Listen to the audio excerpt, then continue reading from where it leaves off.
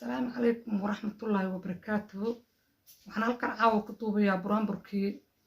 loogu talagalay walaasheen Xamdi Ciise Siciid Warsame. buraanburkina wuxuu ku bilaabaynayaa sidan: xamdiyey ma badsha mahanta ma bahafiya ma kugu baaqa intaad belwada hagtihiin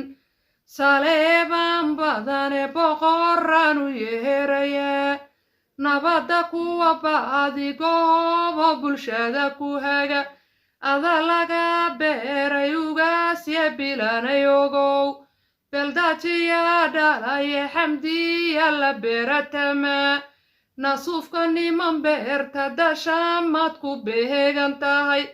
beldaajiya dhalaye xamdiya la beeratama waxaa ku gardaadshay gobey hooya garasho dheer waxaa ku gardaadshay gobey hooya garasho dheer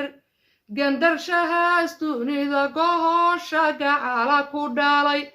gandarshahaas dunida gohosha gacala ku dhalay golaha jambaluul ragay gogashahoodu tiil batuula Sheekh Axmedna sharafteedu wahabayaan batuula Sheekh Axmedna sharafteedu wahabayaan